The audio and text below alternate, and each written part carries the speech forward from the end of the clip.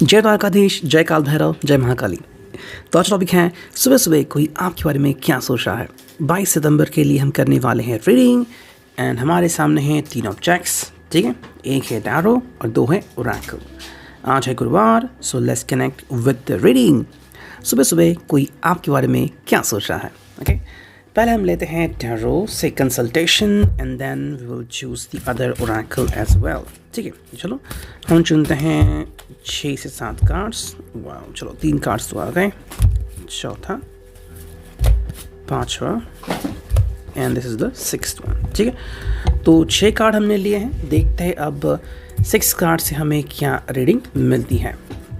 Okay, I will put the cards over here, I hope you could see that, ठीक है। तो जो पहला कार्ड हमें दिख रहा है वो है king of cups, cancer, Scorpio, Pisces, emotions का कार्ड, ओके। टॉप पे इमोशंस है, हाई पे इमोशंस है, ओके। आई थिंक सुबह सुबह काफ़ी खुशी लेके आ रही है। मोस्ट इम्पॉर्टेंटली ये पर्सन काफ़ी रिलैक्स मूड में हो सकता है, ठीक है। काफ़ी ज़्यादा सोचने के मूड में भी है। अगर आप इनसे वार्तालाप करना चाहते हो या फिर किसी बात के बारे में पूछना चाहते हो तो काफ़ी सही मोमेंट होगा। मे बी फ्यूचर के भी बारे में सोच रहे हैं और रिगार्डिंग योर कम्युनिकेशन के बारे में भी सोच रहे हैं, जैसे कि हाल ही में आप कैसे कम्युनिकेशन कर रहे हैं या फिर आपकी उनसे उम्मीदें क्या हैं, क्या ये आपकी उम्मीदों पर खरे उतर रहे हैं, क्या कुछ इशू हैं, ठीक है। कहीं ना कहीं अगर आपके बीच कम्युनिकेशन नहीं हो रहा है तो उसके बारे में भी ये सोच सकते हैं, ओके। ओवरऑल जो कम्युनिकेशन हो रहा है या तो आपके थ्रू या तो इनके फ्रेंड्स के थ्रू, वो इनके दिमाग में काफ़ी इंपॉर्टेंट है। दूसरी जो बात बहुत इंपॉर्टेंट है कि ये इमोशन से सोच रहे हैं। 2 तरह की सोच होती है ना, कि एक होती है इमोशन और एक होती है प्रैक्टिकलिटी। तो प्रैक्टिकल माइंडसेट से नहीं सोच रहे हैं। तो अगर आपको लग रहा है कि हाल ही में ये कुछ गड़बड़ कर रहे हैं या फिर भावनात्मक रूप से आपके सामने ज़्यादा आ रहे हैं, तो रीज़न वही है कि अभी भावनाओं को ज़्यादा प्रेफरेंस दे रहे हैं। सेकेंड जो कार्ड हमें दिख रहा है वो है 3 ऑफ वॉन्ड्स, एरीज, लियो, साज, ठीक है। पर इस कार्ड से हमें दिख रहा है कि ये पर्सन की जो अंडरस्टैंडिंग है वो ऐसे कि ये तो समझ नहीं पा रहा कि कौन सी एक्शन उसको लेनी है। 3 ऑफ वॉन्ड्स है यहाँ पे। तो एरीज, लियो, साज, ये जो 3 साइंस है, ये कई बार ये साइंस बहुत ही प्रखर रूप से सामने आते हैं, ओके। तो वही बात यहाँ पे आती है कि क्या मुझे कोई डिसीजन लेना चाहिए, क्या मैं डिसीजन लेने में वेट कर रहा हूँ, ठीक है, क्या लेट हो रहा है मेरे से। अब पहला जो कार्ड हमने देखा वहाँ पे इमोशंस आते हैं, लेकिन यहाँ पे जज्बात के थ्रू ही वो सोचते हुए नज़र आ रहे हैं। अगर डीले हो भी रहा है तो प्रैक्टिकली नहीं सोच रहे हैं, इमोशनली सोच रहे हैं। तो इमोशनल एंगल काफ़ी ज़्यादा हमें यहाँ पे दिख रहा है। ऐसे में सिर्फ बात करना काफ़ी इम्पॉर्टेंट है, लेकिन किसी भी डिसीजन के ऊपर आना आप दोनों के लिए बिल्कुल भी किफ़ायती नहीं होगा, ओके। सो कहीं ना कहीं अगर ये पर्सन किसी भी बात को लीड कर रहा है और अगर कंक्लूजन पे आ रहा है तो वो शायद सही नहीं होगा। तो आप इसको थोड़ा सा और वेट करा सकते हो जबकि इसकी थिंकिंग प्रैक्टिकल ना हो जाए, ठीक है। ये था सेकंड कार्ड। थर्ड जो कार्ड है वो है page of cups, cancer, Scorpio, Pisces. Again यहाँ पे हमें कप्स दिख रहा है, तो कप्स फायर साइन, यानी कि water sign, fire sign, water sign यहाँ पे आ रहा है। तो ये जो मिक्सचर है ना, ये बिल्कुल भी सही नहीं होता। तो यहाँ पे पेज ऑफ कप्स में ये पर्सन दोबारा आपसे मिलने की, जुड़ने की दरख्वास्त कर सकता है, रिक्वेस्ट कर सकता है, बट इट इज़ ओनली कि वो आपसे मिलना चाहता है। अगर आप उम्मीद लगा के बैठे हो कि वो कुछ ऐसी बात कहेंगे जो आपके दिल को छू लेगी, तो हाँ, हो भी सकता है, लेकिन ये टोटली इमोशनली होगा, ठीक है। हम जिसे कहते हैं ना कि प्रैक्टिकल माइंडसेट से आगे बढ़ना, ताकि सब चीज़ें सही मैनेज हो जाए। अगर आपको एग्जाम्पल दूँ तो मान लो कि किसी को मन कर रहा है कि कोई बिजनेस डाले, ठीक है, और फैमिली ने बिना कुछ सोचे लोन ले लिया, तो इमोशनली तो उसको सपोर्ट हो गया, लेकिन क्या प्रैक्टिकली बात सही है? तो ये आपको ढूंढना होगा या आपको देखना होगा। उसी तरह से ये पर्सन अगर इमोशंस में आगे कोई अगर डिसीजन ले रहा है तो ये बिल्कुल भी मुनाफिक नहीं होगा आप दोनों के लिए भी। नेक्स्ट जो कार्ड है, 4th कार्ड, वो है 7 of wands, again fire sign. तो देखो कैसा कॉम्बिनेशन आया है, लगातार वाटर फायर। तो यहाँ पे ये पर्सन खुद ही जूझ रहा है, खुद ही से उलझ रहा है। और ये क्यों है? बिकॉज कहीं ना कहीं उसको वे आउट नहीं मिल रहा है कि अगर पास से कुछ सीखना है तो मैं क्या सीखूं, क्या मुझे कुछ सीखने को मिल रहा है या नहीं। अगर फ्यूचर की तरफ बढ़ना है तो किस तरह से बढ़ना होगा, क्या ये डिसीजन ना लेके सही करना है या फिर डिसीजन में जल्दबाजी इसको करनी चाहिए। तो किसी भी हालत में कोई भी सटीक जवाब इसको नहीं मिल रहा है।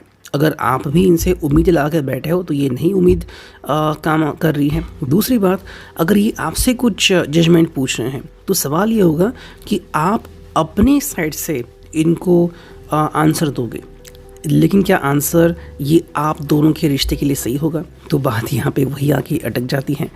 नेक्स्ट कार्ड यहाँ पे वो है knight of wands again fire sign. Final card देखते हुए कप्स, सिर्फ वाटर साइन फायर साइन, बहुत ही अजीब रोमांटिक एंड बहुत ही पावरफुल रीडिंग आ चुका है। मेरे हिसाब से ये पर्सन आपको क्विट नहीं करना चाहते किसी भी हालत में, लेकिन साथ में अगर जब हम बात करते हैं कि आगे बढ़ना वगैरह, तो वो भी कहीं ना कहीं पे कम हो रहा है। मतलब फॉर एग्जांपल घर में अगर लड़ाई हो रही है तो ठीक है, आपसे जुदा नहीं होना चाहते तो एकदम से बात करना बंद कर देंगे, लेकिन अगर आप दोनों साथ में कहीं पे चल रहे हो तो थोड़ा सा हाँ आप आगे चलो मैं पीछे चलूँगा तो गुस्सा भी दिखाएंगे सबके सामने। तो ऐसी चीज़ है कि आप भी कहेंगे क्या हो रहा है ये, ठीक है। आई थिंक एक कहावत है कि एक डॉगी एक रैबिट के कान ऐसे पकड़ता रहता है एंड काटता है, लेकिन जब रैबिट जब रुकता है देखता है तो कहता है कि ठीक है भाग जाओ। जैसे ही रैबिट भागता है तो दूसरे पकड़ता है, तो रैबिट कहता है कि क्यों, अगर पकड़ना है तो फिर छोड़ क्यों रहे हो, छोड़ना है तो फिर मुझे पकड़ क्यों रहे हो और पीट क्यों रही हो। तो वही बात है यहाँ पे कि इनका मोटिव आपके सामने क्लियर नहीं हो रहा है। नाइट ऑफ वॉन्ड्स में ये पर्सन देखो दोनों ही नाइट आ चुके हैं, ठीक है, इसलिए आई थिंक आंसर बिल्कुल भी क्रिस्टल क्लियर नहीं है यहाँ पे। बात मैं इतने कहूँगा कि ये शायद आप दोनों का अमालगमेशन हो गया, फिर आप दोनों की थिंकिंग यहाँ पे आ चुकी कि कोई फायर की तरह आ रहा है और कोई वाटर की तरह आ रहा है। मतलब कोई शांति से निपटाना चाहता है और कोई क्वेश्चन लेके आ रहा है कि मेरे सवालों का क्या, ठीक है। नाइट ऑफ वॉन्ड्स में यहाँ पे बहुत से जज्बात हमें दिख रहे हैं और ये पैशनेटली आगे आ रहे हैं, ठीक है। शायद ये पैशनेटली आपके सामने कुछ प्रस्ताव रखना चाहता है, फिर पैशनेट लव भी यहाँ पे आ सकता है। बट आफ्टर लव व्हाट, क्या यहाँ पे कमिटमेंट है, क्या यहाँ पे मैरिज है? अगर नहीं है तो फिर ना तो इनके जवाब आपके पास है ना तो आपके जवाब इनके पास है। जो नेक्स्ट एंड फाइनल कार्ड है वो है नाइट ऑफ कप्स, यानी कि भाई यहाँ पे जो हम कार्ड देखते हैं कहीं ना कहीं पे जो प्रैक्टिकल माइंडसेट है वो यहाँ पे मिसिंग है। इमोशनली ही आप दोनों शायद कनेक्ट हो रहे हैं, ठीक है।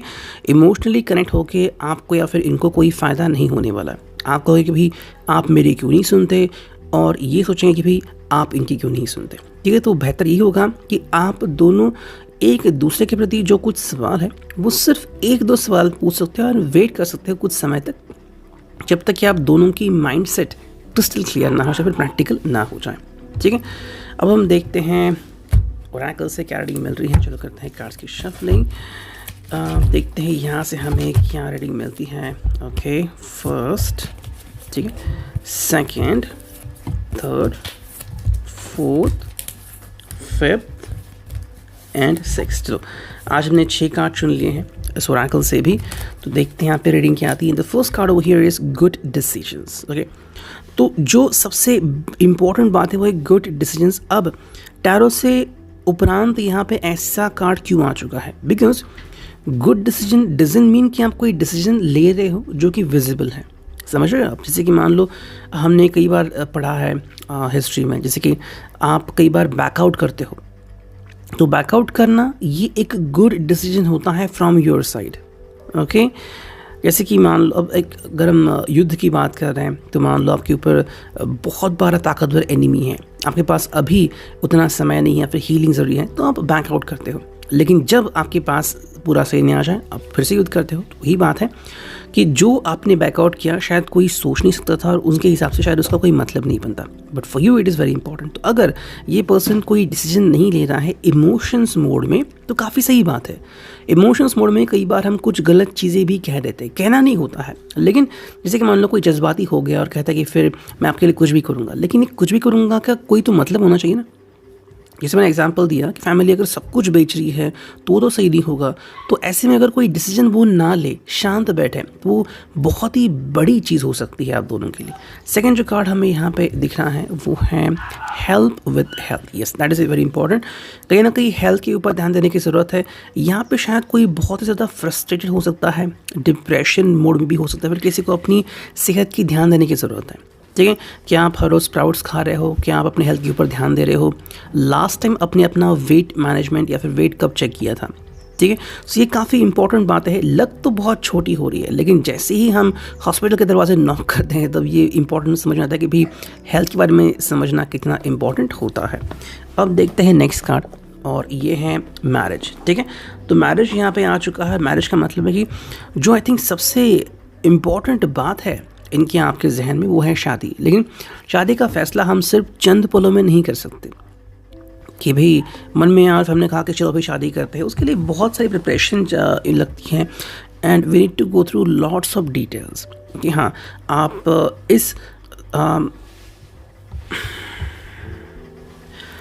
इस लिमिट तक आते आते बहुत कुछ सीख चुके होते हैं, बट एट द मोमेंट शायद कह सकते हैं कि I want to marry you, लेकिन तुरंत उसके बारे में सोचना वगैरह तो वो चीज़, तो शायद ये पर्सन थोड़ा सा बैकआउट कर रहा है फ्रॉम द वर्ड मैरिज, या फिर उसे लग रहा है कि भाई मुझे और थोड़ा समय लेना या फिर देना चाहिए। ठीक है, नेचर कार्ड हमें यहाँ पे दिख रहा है। ओके, ये है भाई इंडल्जेंट। तो इंडल्जेंट का मतलब है कि ये आपकी तरफ से उनके लिए क्वेश्चन हो सकता है और उनके हिसाब से भी कि अब ज़्यादा इन्वॉल्वमेंट किसकी हो रही है। क्या आप बहुत इन्वॉल्व हो रहे हो इनमें या फिर ये बहुत कम इन्वॉल्व हो रहे हैं? ये चीज़ें समझनी काफ़ी इंपॉर्टेंट है, बिकॉज इन्वॉल्वमेंट यहाँ पे काफ़ी मैटर रखती है। ठीक है, आपके हिसाब से अगर इन्वॉल्वमेंट जितनी है उतनी अगर कोशिश नहीं कर रहे हैं तो that is a question again there. ठीक है, तो वही बात हमें यहाँ पे अंडरस्टैंड करनी काफ़ी इंपॉर्टेंट है कि या तो किसी एक के हिसाब से बहुत ही ज़्यादा इन्वॉल्वमेंट हो रही है, मतलब लिमिट से भी ज़्यादा, और इसीलिए छोटी छोटी बातों के ऊपर सोचना वगैरह वो चीज़ें।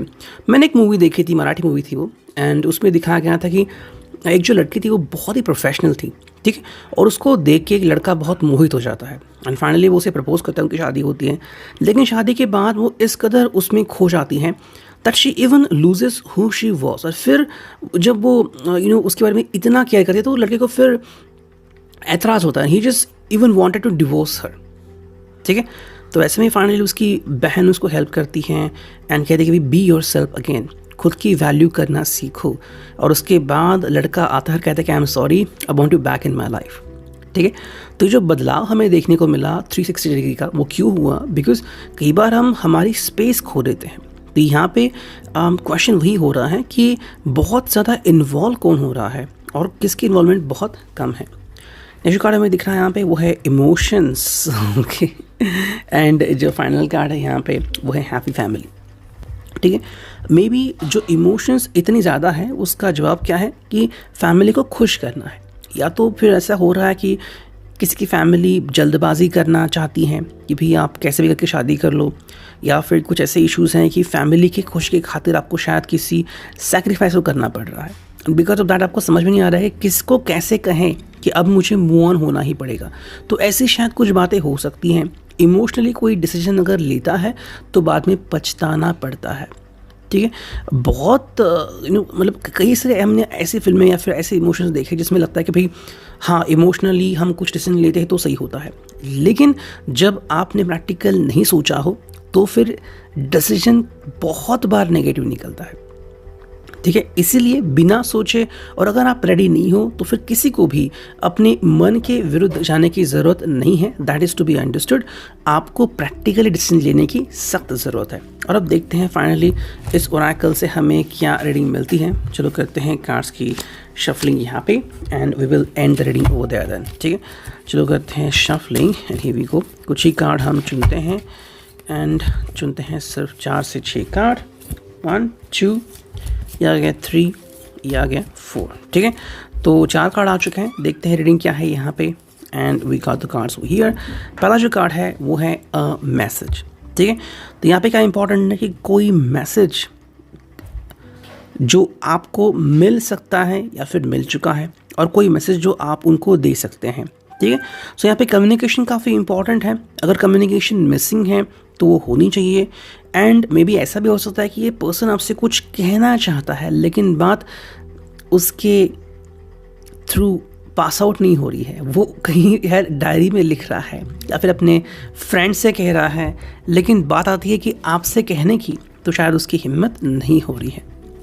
सेकेंड कार्ड है करेज, यानी कि भाई इस पर्सन को थोड़ी सी हिम्मत दिखानी होगी, चाहे जो भी बात है, फैमिली मान रही है नहीं मान रही है, कुछ प्रॉब्लम्स है, पैसे के इश्यूज़ हैं, या फिर ये आपसे कुछ दिन तक नहीं मिल पाएंगे, या फिर डिप्रेशन के मोड में है, बहुत सारी चीज़ें हैं, या फिर बस ऐसी कि भी समझ में नहीं आ रहा कि क्या करे क्या ना करे। तो अगर ये ऐसी बातें आपसे डिस्कस करते हैं तो finally you will be able कि हाँ भाई चलो मुझे अंडरस्टैंड हो रहा है कि आपकी क्या इश्यूज़ हैं। ओके, ये इशू अगर आप दोनों एक दूसरे के साथ डिस्कस करते हो तो आगे बढ़ना काफ़ी सहज हो जाता है। नेक्स्ट कार्ड है वो स्टक इन द पास्ट, जो फाइनल कार्ड है वो रिबेलियस। अब ये जो आंसर हमें मिला है वो फाइनलिस्ट ओरेकल में मिला है। ये पर्सन मोस्टली या फिर आपके साथ भी 10% हो सकता है कि स्टक इन द पास्ट, यानी कि भाई भूतकाल में अटक जाना, जो भी चीज़ें भूतकाल में हुई है ओके उसके बारे में ये पर्सन समझ में नहीं आ रहा उसको कि भाई डील कैसे करूँ। कई बार हम हमारे भूतकाल में अटक जाते हैं, जैसे कि if you take a look at that and you find that कि जैसे कि कुछ लोग होते हैं वो अपने लवर जैसे दिखने वाले ही पर्सन से शादी करते हैं, लेकिन उन्हें मिलता क्या है, बिकॉज वो पास में ही अटक जाते हैं। तो ये बात जाननी यहाँ पे काफ़ी इम्पॉर्टेंट है।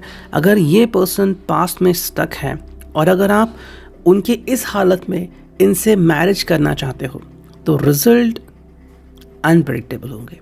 इससे अच्छा ये है कि you connect with the right person जिसकी माइंडसेट बहुत ही क्रिस्प क्लियर है कि मुझे वर्तमान में ही जीना है, तो वो आपके साथ बेहतर अंडरस्टैंडिंग रखेगा। जो फाइनल कार्ड है वो रिबेलियस। तो यस, रिबेलियस नेचर हो रहा है यहाँ पे, लेकिन जैसे मैंने कहा पूरा इमोशन रिबेलियस नेचर यहाँ पे प्रैक्टिकल लेवल पे नहीं हो रहा है। द्वंद्व युद्ध जो हो रहा है वो प्रैक्टिकल लेवल पर नहीं हो रहा है, इमोशंस के ऊपर, कि मेरा पास का इमोशन, मेरा प्रेजेंट का इमोशन। ऐसे में पर्सन डिसीजन नहीं लेने वाला। तो अगर आप इनसे आज को एक्सपेक्ट कर रहे हो रिगार्डिंग डिसीजन, शायद डिसीजन नहीं मिलने वाला। I hope it will resonate. Thank you.